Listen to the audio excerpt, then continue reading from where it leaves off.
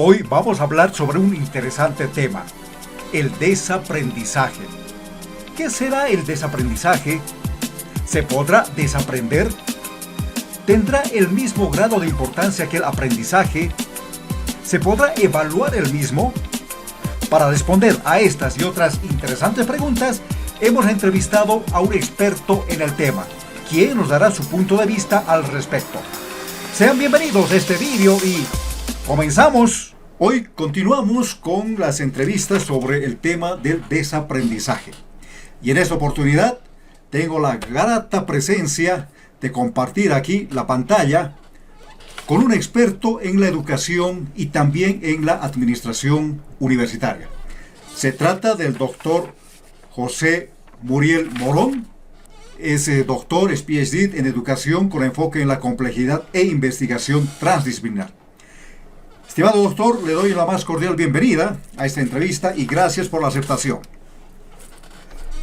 Muy buenas tardes. Inicialmente un saludo fraterno a usted, distinguido doctor, y agradecerle infinitamente por esta cobertura que me da y por participar y ser parte de su programa, de su actividad que está usted relacionado con la investigación. Esto es muy importante y es algo saludable y muy motivante para todos los que estamos dentro de lo que es la educación, a partir de que la investigación es una parte fundamental dentro de lo que es la educación universitaria, y lo felicito grandemente por esta situación que usted está realizando. Gracias, doctor. Bueno, usted sabe que en los círculos de la complejidad, en la educación, seminarios, congresos, etcétera, se habla mucho de tres aspectos. Se dice del aprendizaje, desaprendizaje y reaprendizaje, ¿no? Eso es, hay muchos libros, publican en internet, dicen lo mismo. Pero yo me pregunto, a ver, bajo su punto de vista, doctor, ¿qué será el desaprendizaje? A ver si puede dar una definición de lo que es el desaprendizaje. Bien, muchas gracias. Inicialmente es cierto, ¿no? Creo que en algún libro escuché o observé, leí que es de autor Alvin Toffler, famoso por el libro La Tercera Ola y demás, ¿no? Entonces él decía que los analfabetos del siglo XXI son los que no tienen la capacidad de aprender, desaprender y reaprender. Entonces un concepto bastante interesante que es actual y permite motivar a todos los que estamos vivos en este planeta a participar de ese tipo de actividades.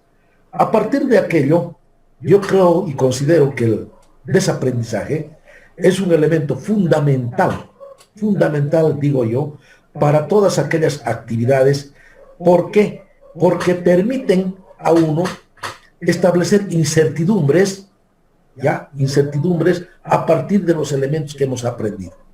Entonces surgen una especie de exigencia, llamémosle así, a partir de la obsolescencia de todo lo que hemos aprendido. Entonces, usted sabe que todo lo que uno aprende, en la medida que transcurre el tiempo, deja de tener vigencia. Uno por la coyuntura tecnológica, otro por la situación particular, ¿no es cierto?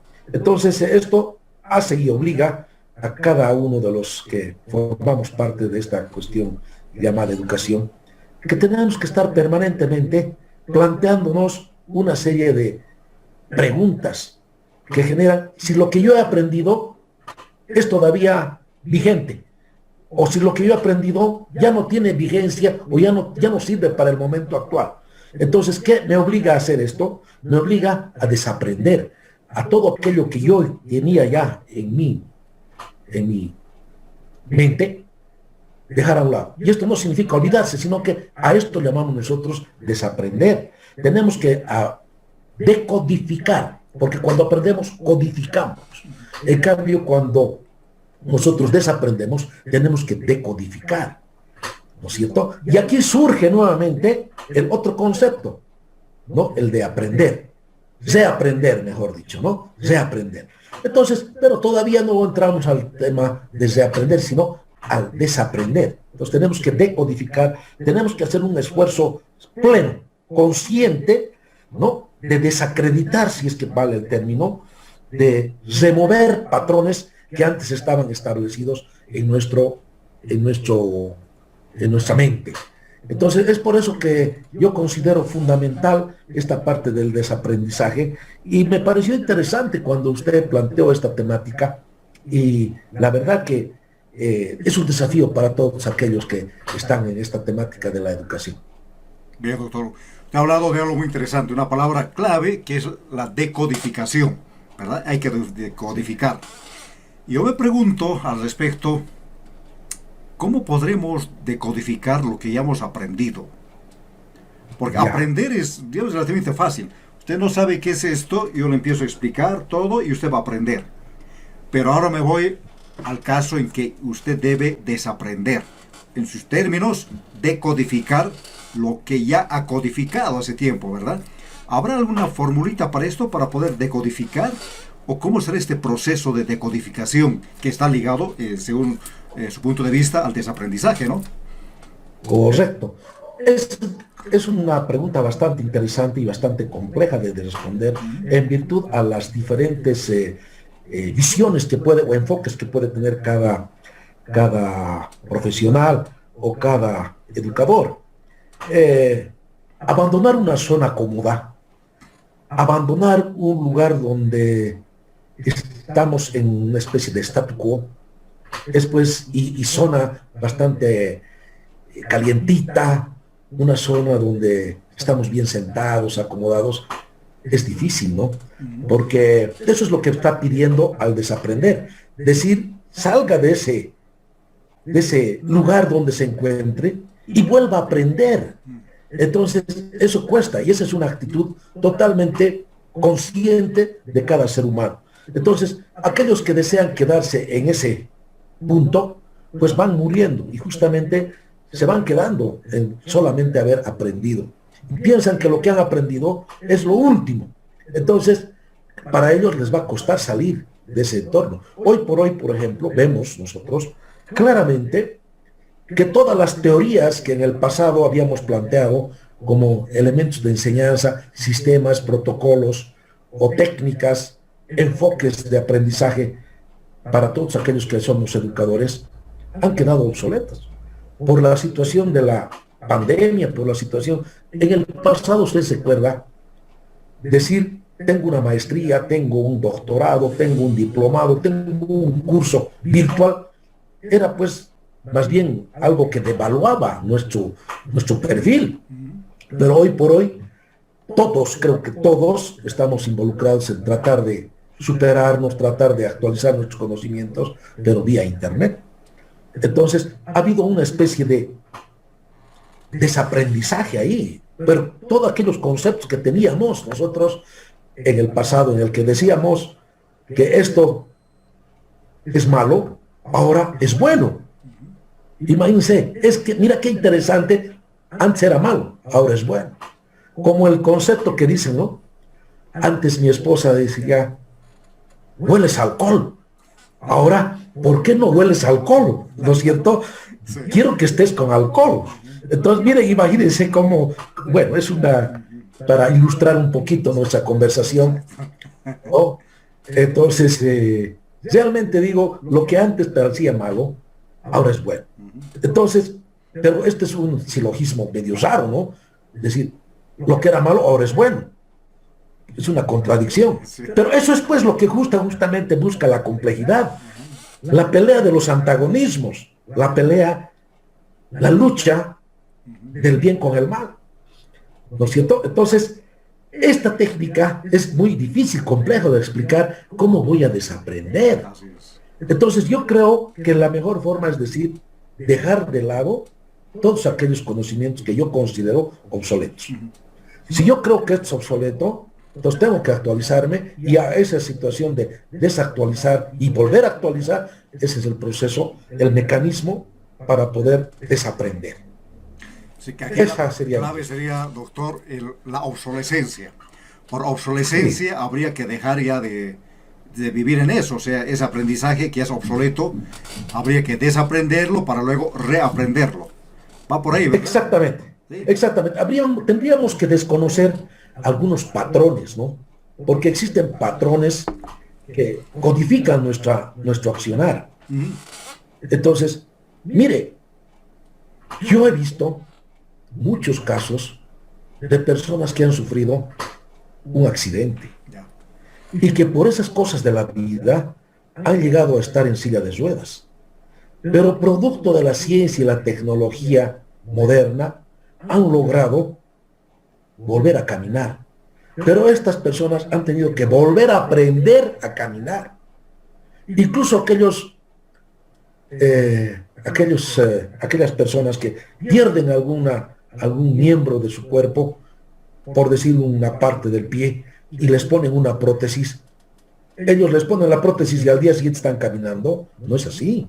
Tienen que aprender a utilizar esa prótesis que tienen. Tienen que volver a aprender a caminar. Otra vez utilizan las mismas ayudas un poco más complejas, quién sabe, para poder aprender y agarrarse de aquellos elementos y empezar a caminar, a caminar, a caminar. Entonces, yo creo que ese es el proceso que tiene que suceder en nuestro cerebro, para poder nuevamente reencaminar y desaprender lo que ya está obsoleto, todo lo que ya no responde a los patrones, a abandonar esa zona de comodidad y volver nuevamente a hacer, a implementar nuestro conocimiento, ¿no? Entonces, pero inicialmente tendríamos que decodificar, como dicen, ¿no? Esa sería. Y en este contexto, doctor, ¿se podrá dar el desaprendizaje de manera colectiva, digamos, o sea, más individual? Usted sabe, pongamos una asignatura cualquiera, digamos el cálculo. Entonces, el cálculo, ahí está en el aula, tiene 10, 20 estudiantes y ellos van a aprender. Es un proceso, digamos, que se da casi al mismo tiempo, ¿no? Ahora ellos cómo lo aprendan, cómo capten, es otra cosa. Pero usted lo está dando eso, ¿no? Pero el desaprendizaje se podría dar así de manera colectiva o será más algo individual, en que cada uno ya va desaprendiendo o habrá algunas pautas. ¿Cómo se puede dar ese desaprendizaje, ¿no? En el aula, en la universidad, por ejemplo, en un aula se podrá dar así el desaprendizaje, como se da el aprendizaje, por lo menos una clasecita, digamos así, que se dé, o será más un trabajo individual, que es difícil darlo en forma colectiva, digamos, ¿no? ¿Qué piensa usted, doctor? Bueno, inicialmente todo parte de un principio, ¿no? Primero es individual. Y después yo creo que podríamos entrar a la parte colectiva. Yo creo que es posible hacer esto, ¿por qué no? Pero inicialmente, como es un elemento consciencial más al contrario, diría yo, que depende de cada uno, entonces es bien difícil romper patrones. Yo he aprendido así y así nomás es. Entonces, de pronto entrar y decirles, por ejemplo, que 2 más 2 no es 4, o que la derivada, la fórmula que nos ha enseñado para una derivada simple, ya no es esa. Hoy va a costar, ¿no es cierto? Porque primero tenemos que convencer uno por uno, por lo menos tenemos que convencer a unos cuantos. Y estos cuantos ya va a irradiar, ¿no? Porque mucha gente actúa al calor del viento. Somos veletas, ¿no es cierto? El viento dice, ¿qué dice el resto? Sí, ya no es esa forma de derivar. Allá, entonces se acomodan ellos, no son personas, digamos, que investigadoras que buscan que si es verdad o es mentira. De esos hay unos cuantos, ¿no? Unos cuantos. Entonces, yo creo que es posible, pero hay que trabajar. Pero ahora sí, llegamos al punto álgido de esto. Mire, el aprendizaje, bueno, como dicen todos, y usted ahora ha hablado de Alvin Toffler, igual, el desaprender está al mismo nivel que el aprender. O sea, tiene, me refiero, la misma importancia, como tal, ¿verdad? Eso dicen muchos, y usted me ha confirmado también con ese bello libro de La Tercera Ola, ¿no? De Alvin Toffler. La pregunta es, mire, si el aprendizaje se evalúa, hay criterios de evaluación. Yo tengo ahí la evaluación, los exámenes, que lo llaman, y otras formas de evaluar. Eso, hago la evaluación a los estudiantes. Pero habrá también, primero, ¿se podrá evaluar el desaprendizaje?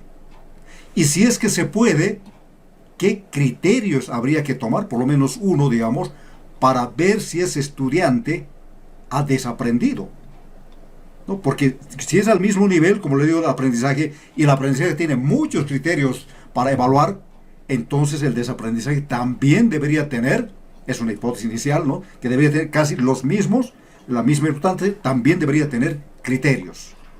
¿Qué dice usted, doctor? ¿Se puede evaluar el desaprendizaje? Y si es que se puede, ¿cuáles serían los criterios, por lo menos algunos, para evaluar si ese estudiante, por decirle, ha desaprendido como tal? Ya. Bien, es cierto, mire, dentro de todo lo que significa aprendizaje, y creo que coincidimos en eso, es uno de los elementos más importantes de lo que es la educación. Porque, mire, transmitir el conocimiento, existen miles de métodos, técnicas, etcétera, para llegar al objetivo. Pero lo más rudo, lo más complicado, es saber cuánto ha aprendido el estudiante y si ha asimilado, ¿no es cierto? Entonces, para mí siempre ha sido un motivo de análisis el elemento de evaluación, porque siempre tuve este tipo de dudas. Dije, ¿cuánto más puede saber aquel que tiene 5.1 y aquel que tiene 5.05 y ha reprobado la materia? ¿Cuánto más puede saber ese que tiene ese 5.1? Lamentablemente este está aprobado y lamentablemente este está reprobado. Pero en conocimiento hasta me puedo animar que el que tiene 5.05 sabe más que el que tiene 5.1. Y por esas cosas de la vida, porque usted sabe que en una evaluación también surgen aspectos hasta de motivación, hasta de sentimentalismo, hasta, en fin, aspectos pero tremendos. Yo diré suerte, pero sí también corre a veces la suerte de que justo me pregunten lo que yo he leído. ¿No es cierto? Y a veces justo, yo considero que esto no es relevante, no leo, y justo preguntan eso. Y otro que se le ocurrió, justo, ¿no? Entonces, hay un refrán, dice, ¿no? Interesante. Siempre a mí me gusta ilustrar este tipo de conversaciones. Es muy bueno. Y digo, ¿no? Dice, no es muerto, decía alguien, ¿no? ¿Quién estudia noche y día? Sino, como no es muerto ni yace bajo una tumba fría aquel que estudia noche y día y se aplaza todavía, ¿no? Qué interesante, ¿no? Sí. Ajá. Pucha, entonces uno de pronto dice, ¿qué pasa? ¿Qué pasa con esto, no? Entonces hay gente que estudia y no encuentra resultados. ¿Qué es lo que está fallando? ¿Dónde estamos apuntando? ¿Sabe qué pasa en la evaluación?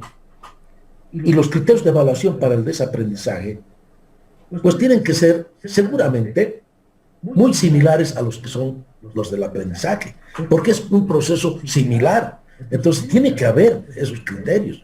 Ahora, los criterios son los que hay que trabajarlos fuerte, porque los criterios de evaluación inclusive no están bien enfocados. Hoy por hoy, bajo el sistema administrativo de exigencia que tienen las universidades exigen al catedrático, al docente, cumplimiento de su contenido analítico. Exigen que ellos hayan cumplido a cabalidad con todo lo que han plasmado en su contenido, en su plan global. Entonces, ellos enfocan su criterio de evaluación más a lo que ellos piensan que van a avanzar o no, y no así a lo que nuestros estudiantes han aprendido. Entonces, hay que hacer una especie de análisis exhaustivo de lo que son los criterios de evaluación, ¿no? Muchas veces no damos importancia con esta temática de las competencias. Decimos saber hacer, saber conocer, saber ser, saber decidir. Sí, pero entonces nuestros enfoques tienen que estar dirigidos a otro tipo de cosas. Por ejemplo, a ver este tema de lo que es la semántica. Porque hay chicos que, mire, yo les digo esto, y ellos me dicen, no, doctor, yo no puedo plasmar todo lo que yo quiero decir en 3 líneas. El papel es muy frío, no me permite expresar exactamente todo lo que sé. Mire qué interesante esto, ¿no? Entonces, vos estarías de acuerdo en que te tome oral, por supuesto. Pero en el aspecto oral, sufrimos ya también otros, ¿no? Otros, quizás algunos tengan esa capacidad de poder expresar su idea a través de la oración. En cambio hay otros que les cuesta hablar, que les cuesta expresar. Entonces, ¿cómo poder nosotros determinar un parámetro para todos? Hay otros que son más bien, son introvertidos, no son muy fáciles de expresar lo que quieren decir. Entonces, para ellos surge ese término que se llama semántica, después el otro, creo que es sintaxis, algo por ahí, sintaxis, ¿no es cierto? Entonces, esos elementos son aquellos que permiten manejar las expresiones, la situación oral, verbal, los símbolos, la lingüística, que hace que uno tenga que expresar claramente lo que quiere decir, ¿no? O sea, yo pienso, pero no puedo decir. O algunos dicen, pero ya también no pueden pensar. Entonces, ahí surge la problemática dentro de lo que es la evaluación. Los criterios para el desaprendizaje yo creo que pueden ser los mismos. Igual hay que tener cierta disciplina, igual hay que tener una organización dentro de lo que es nuestras ideas, porque lo primero que decimos, ¿no es cierto? A ver, organízate primero. A ver, hacer una organización, hacer un movimiento en tu cabeza y organizar tus ideas. Entonces, una vez que estén organizadas tus ideas, expresar. Entonces, lo primero que uno tiene que hacer es una organización, una disciplina dentro de lo que corresponde a nuestra expresión y demás cosas, ¿no? Entonces, a partir de aquello, fomentar en el estudiante los elementos que él cree, o hacer una especie de estadística mental en el que diga cuáles son los elementos de obsolescencia, cuáles son los elementos que cree que hoy por hoy ya no nos sirven. ¿Cuántas cosas tenemos en nuestra biblioteca? ¿Ya? Yo tengo varios libros hermosos, le cuento, que he heredado inclusive de mi señor padre. Pregúntame cuántas veces he sacado ese libro. ¿Sabe qué? La que más ha sacado ha sido la empleada, que es la que hace de vez en cuando una limpieza a profundidad. Es cierto. Entonces, ¿por qué? Porque son libros que han quedado ya en la obsolescencia y están ahí. Me compré hace años una enciclopedia, famosa creo que es la enciclopedia esta, creo que tiene como 40 libros. Pregúnteme, ¿cuándo he sacado uno de ellos? Hoy por hoy teniendo este aparato que está en mi frente, que es la computadora, directamente yo entro qué es lo que requiero y me sale un montón de artículos. Entonces, se está perdiendo eso. Eso, por ejemplo, yo no podría decir, ¿no?, que ya es obsoleto los libros, jamás voy a decir, pero mire, es un elemento que es para pensar, para pensar. Estoy utilizando los libros y no estoy utilizando. ¿Sabe? Yo le voy a decir algo, doctor. No sé si le pasa a usted, con la edad que tengo, etcétera. Muchas veces le cuento que a mí me cuesta leer un libro en la computadora. Pero si usted me proporciona el libro para leer, tengo una comodidad increíble. Qué lindo, qué placer siento al hacer pasar las páginas, ¿no es cierto? Pero en cambio a los jóvenes, qué facilidad tienen para poder leer de la computadora. Es más, se compran ya tablets, etcétera, para leer los textos, los libros de la computadora. Es un proceso al revés. Entonces, ¿qué corresponde a nosotros? Hoy por hoy, ¿qué nos exige? Ya no vamos a tener, ya nuestros ambientes, los departamentos, etcétera, son 2 dormitorios, living, comedor, baño, cocina. El living y el comedor y la cocina a veces es uno solo, por la nueva estructura mental que tienen los diseñadores, estilo americano, estilo tal cosa, ¿no es cierto? Antes teníamos, pues, nosotros un cuarto exclusivamente para nuestro estudio. La biblioteca, ¿sí? ¿No es cierto? Nuestra biblioteca, ¿no es cierto? Hoy, pues, a ver, dígame qué departamento tiene, porque eso tiene un costo. Cuesta tener un ambiente adicional como biblioteca. Entonces, vamos a tener que nosotros repensar, vamos a tener que desaprender muchas de esas cosas. ¿Da cuenta? Entonces, ese es el elemento que tenemos que nosotros visualizar dentro de lo que es la evaluación y determinar exactamente, conscientemente, qué creemos que ya ha cumplido su ciclo o requiere una nueva decodificación y codificación paulatina. Y se puede hacer por asignaturas también, ¿no? Revisar las asignaturas, qué cosas ya son obsoletas y otras no, ¿no? Por asignaturas. Porque a ver, si uno se sigue dando temas que ya son obsoletos, hablando de la obsolescencia, y que ya no son aplicables hoy en día, ¿no? Pero sigue en la Así es. malla curricular, en el pensum, digamos, ¿no? Entonces habría que... Es que, ¿sabe? Claro, alguna vez yo hice algún planteamiento de esta naturaleza, querido doctor, en el sentido de que hay una trilogía que se llama Universidad, Estado y Sociedad. Entonces, esa trilogía tiene que mantenerse paralela dentro de lo que es la educación. Porque hoy por hoy la sociedad exige que todos los edificios sean sismos resistentes. ¿Por qué? Porque todos los edificios, hoy por hoy, todas las ciudades, principalmente, yo estoy en Cochabamba, a la semana, al día, existen muchos eventos sísmicos de pequeña magnitud, pero está permanentemente lleno de eventos sísmicos, temblores. ¿Ya? Al mes hay temblores, pero continuos. Entonces, ¿qué está exigiendo? Que todos los edificios, ¿quién exige? La sociedad. ¿Quién avala? La empresa privada. Pero la universidad no puede quedar estática ante esa exigencia. Sin embargo, el estudiante sale sin ese recurso que se llama dinámica estructural o se llama sismología. ¿Por qué? Porque no está en el contenido analítico. Entonces, ¿qué sucede? Las universidades tienen que acomodarse a las exigencias de la empresa privada y de la sociedad y del mismo Estado. Entonces, eso es lo que tiene que suceder. Tiene que haber un cambio en nuestras...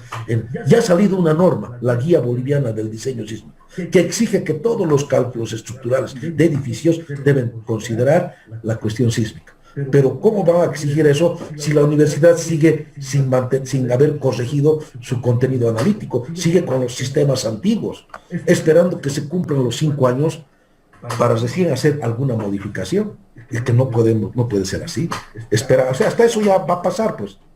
¿No es cierto? O cuando decidimos colocar, ya pasó. ¿No es cierto? Se elimina algunas asignaturas, como por decir.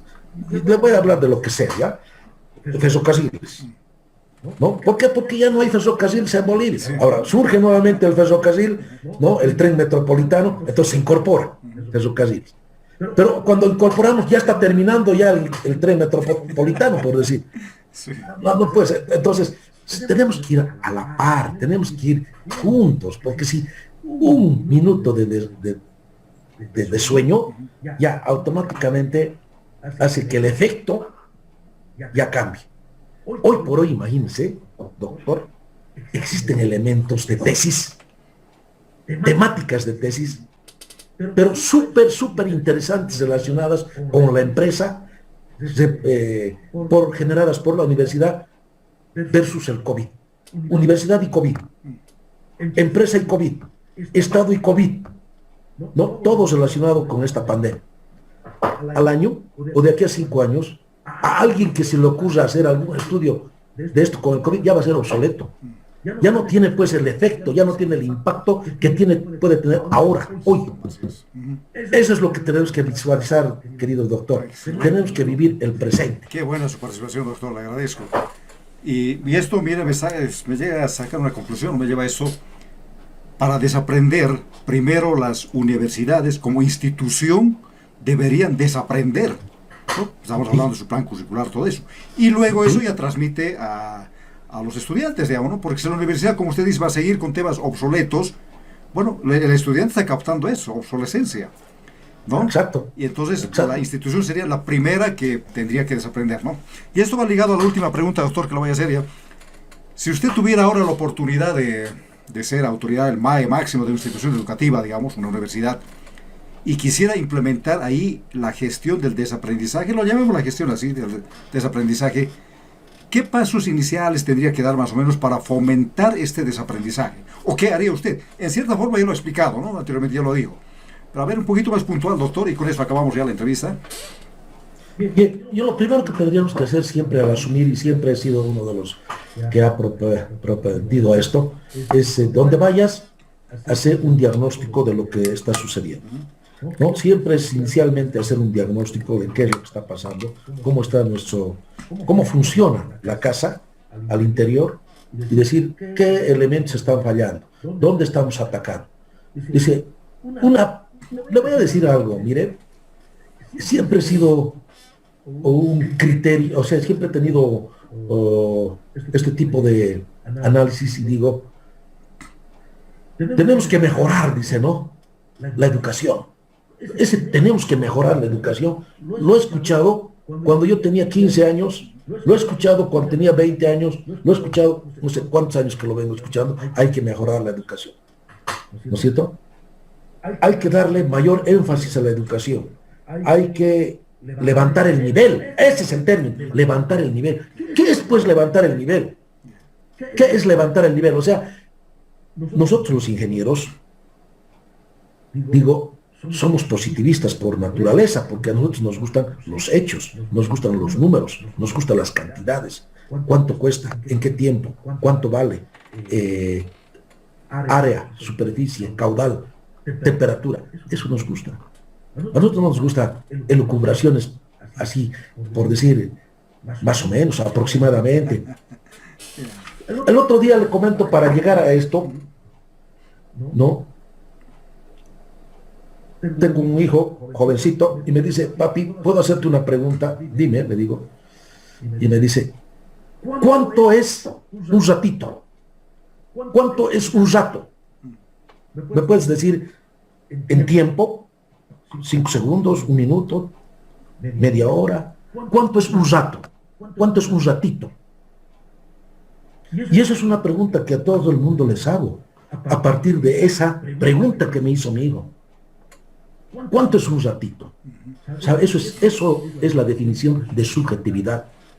Porque no es nada objetivo, no hay una objetividad, ¿no? ¿Cuándo me vas a entregar? Si le dice usted, aproximadamente el miércoles. Uy, terrible, ¿no? Para empezar, el miércoles. ¿De qué miércoles? Primero, porque ha dicho aproximadamente. Entonces, son cosas que yo las traslado a la parte del nivel. Elevaremos el nivel. ¡Qué terrible! ¡Qué terrible! Porque yo no sé qué es el nivel. Voy a elevar poniendo un grupo de puros doctores. Con eso voy a elevar el nivel. Más aplazados, con eso voy a elevar el nivel. Más aprobados. Voy a poner mecánica cuántica al contenido analítico para que mejoremos el nivel. Que se llama la nota que ya no sea 5.1, que sea 9.1. Así voy a elevar el nivel. O sea, qué terrible, ¿no? Decir, levantemos el nivel. Qué fácil para todos, ¿no? Levantar el nivel. ¿Pero cómo? Entonces, esa es una pregunta que todos debíamos hacernos. Hacer primeramente un diagnóstico para determinar exactamente qué cosas están mal y qué cosas ya no nos sirven, qué cosas ya no necesitamos utilizar, ¿no? Todo sirve. Es que ya no podemos ser como los viejitos, que vean su casa de los viejitos, los antiguos, ¿no? Le hablo de mi papá, que en paz descanse, de mi abuelita, que seguramente su casa era puro cachivaches, pura cosas que ya ni servían, pero no, ella no quería deshacerse de eso porque era un recuerdo de su mamá o de su abuela. Hoy por hoy ya tenemos que deshacernos, lamentablemente. Algunos conocimientos ya son obsoletos, ya tenemos que deshacernos. ¡Qué pena! ¡Qué dolor más grande! ¿Cómo me duele, ¿no? Decir esto, pero tenemos que deshacernos de algunos paradigmas, inclusive, que han sido tradicionales, digamos, dentro de nuestra educación. Pero ya es hora de pensar ya a que tenemos que cambiar. Y yo lo digo con mucho cariño, ¿no? Porque hay cositas que a uno le causan sentimentalismo. ¿Sabe qué? Uno llora incluso queriendo deshacerse de cosas que de pronto ya no nos sirve y lo único que hace es acumular cosas, pero hay que deshacerse. Entonces, hay que hacer inicialmente un diagnóstico, determinando exactamente qué es lo que nos sirve, haciendo a un lado los sentimentalismos. Entonces, esa es la primera parte. La segunda parte es establecer una especie de jerarquización paulatina de aquellos elementos que vamos a ir corrigiendo. Porque el cambio no es violento, distinguido, causa, digamos, o provoca problemas incluso de orden mental, hacer cambios. Que de pronto alguien le diga, esto ya no es negro, aun cuando veamos que es negro, es complicado, ¿no es cierto? O sea, es un paradigma que tenemos que el color, digamos, está negro, o que esto es así, o que así siempre se ha hecho. Eso siempre se ha hecho, ingeniero, ¿no? Ese siempre se ha hecho, es lo que es el desaprendizaje. Ahí viene, mire, eso es, ¿no es cierto? Donde vamos, ¿no? Siempre se ha hecho así, ingeniero. ¿Por qué no podemos entrar a las 11 de la mañana y salir a las 7 de la noche? ¿Por qué siempre tiene que ser 7:30 de la mañana nuestro ingreso? ¿Y por qué siempre tenemos que salir a las 12? ¿Y por qué tenemos que entrar a 2:30? Son cosas que cuestan aprender. Cuando estábamos en posgrado, yo recuerdo que la actividad comenzaba a partir de las 4:30. A las 6 ese edificio estaba rebalsando porque todos los que quieren superarse y hacer un diplomado, un posgrado, salen de sus trabajos y corren a las universidades. Entonces, la actividad de esa universidad funciona a partir de las 4:30 y durante la mañana está cerrada, por decir. Pero qué raro, ¿no? De día cerrado y de noche abierto. Ese es un paradigma que se ha roto. ¿Por qué? Porque la exigencia de la sociedad pide que en las noches uno tenga que estudiar. ¿Por qué tendríamos que estudiar sábado y domingo? Esta universidad está abierta y lunes y martes está cerrada. Sí, señor. ¿Por qué no? Porque el sábado y domingo, todos aquellos que trabajan, pues quieren superarse y estudiar el sábado y domingo. Pero esa es la universidad, así tiene que funcionar. La universidad está al servicio del Estado, al servicio de la sociedad. Entonces, ¿por qué tendríamos nosotros que seguir sometidos a paradigmas de esa naturaleza en el que diga, las clases siempre son de 8 a 2, el que quiere, no es el que quiere. La universidad es servicio. Entonces, eso es lo que nosotros tenemos que acomodar al cliente, que viene a ser la sociedad. Yo, padre de familia, quiero que mi hijo estudie. Sí. ¿Por qué no puede haber este tipo de cosas? ¿Por qué siempre? Mire, yo muy triste le cuento. Muy triste. Por muchas cosas. Uno tiene en su corazón inclinaciones hacia cierta universidad. Pero lamentablemente ciertas universidades no tienen la carrera que mi hijo quisiera. Qué tristeza más grande. ¿Por qué siempre las tradicionales, no? Civil, electrónica, sistemas, industrial. ¿Y por qué no generar esas nuevas? Esas nuevas que de pronto aparecen, ¿no es cierto? Mecatrónica, biomédica, tal cosa. Tal. ¿Por qué siempre lo mismo y lo mismo, lo mismo? 4 o 5 alumnos. Cuando veo en otras universidades, 58. Paralelos H. Paralelo A, B, C. ¿No ven? Hay paralelo A, B, C, D, E, F, G, etc. H. ¿Se da cuenta la cantidad de gente? Porque son nuevas. Entonces, esa universidad está trabajando, tiene un staff que busca qué son las exigencias del mundo actual y no las tradicionales, las de siempre. Entonces, eso es lo que tenemos que buscar en todos los elementos, en todos todas las universidades. ¿No es cierto? Hasta estar actualizada ante las necesidades de la sociedad y del Estado. Entonces, yo creo que lo primero, como le decía, es diagnóstico y luego jerarquizar exactamente qué es lo que está obsoleto y qué es lo que no está obsoleto. A partir de aquello yo creo que podemos hacer muchas cosas, estimado doctor. Mire, doctor, qué interesante su posición, ¿no? De esta última parte que usted dijo, saco algo que me parece que podría plasmarse en un criterio también, ¿no? De aprendizaje. Usted dijo una palabra clave, siempre. Siempre hemos hecho esto, siempre ha sido así, siempre hemos calculado de esa manera. Una forma quizás de desaprender sería hacerlo de otra manera. Y ahí podría evaluar usted cuán alejado, mientras más alejado usted de ese siempre, sería mucho mejor, ¿verdad? Que podríamos decir, tendría la máxima nota, ¿no? Mientras más se aleje de ese siempre, ¿no? Exacto. Personas que no quieran alejarse siempre, un poquito están dudando, todavía están, digamos, apegadas a ese siempre, ¿verdad? Entonces quizás sería este otro criterio, ¿no? No sé cómo lo podríamos llamar esto, pero podría ser otro criterio para evaluar el desaprendizaje. ¿Cuán alejado está usted de esa palabrita siempre? Siempre hemos hecho esto.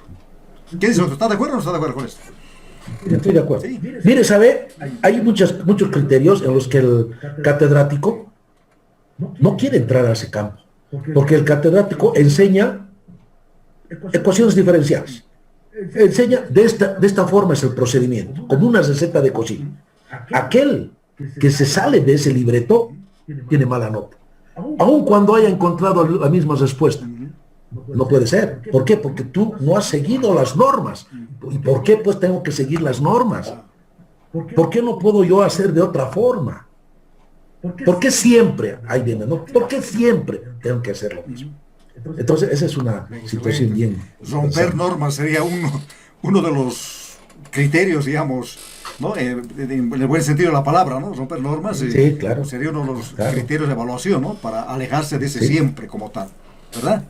Así es, así es. Muy bien, doctor. Muchas gracias pues por su intervención. Un excelente punto de vista que usted tiene sobre el desaprendizaje, ¿no? No sé si tiene algo más para complementar sobre este tema, desaprendizaje. Estamos llegando a la final de la entrevista.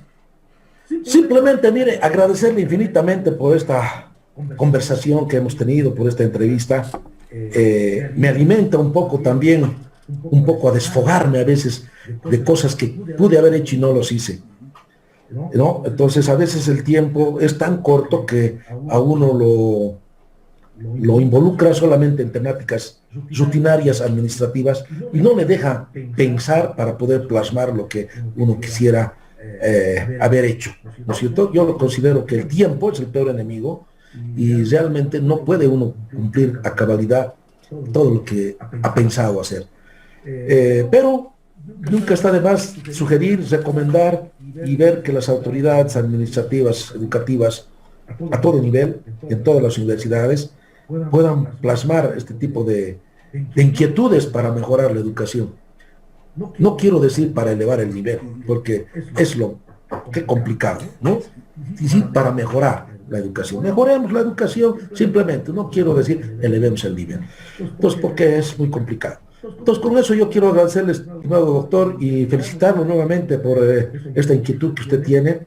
Me parece muy interesante y realmente abre espacios de pensamiento dentro de lo que es la educación superior, ¿no? Entonces, muchas gracias, doctor, por esta entrevista. Bueno, el agradecido soy yo, doctor. Hoy hemos estado con el doctor José Muriel Morón. Él es un experto en la educación y también en administración universitaria. Doctor en educación con enfoque en la complejidad y la investigación transdisciplinar. Continuaremos con otras entrevistas también sobre este interesante tema del desaprendizaje. Hasta entonces, gracias.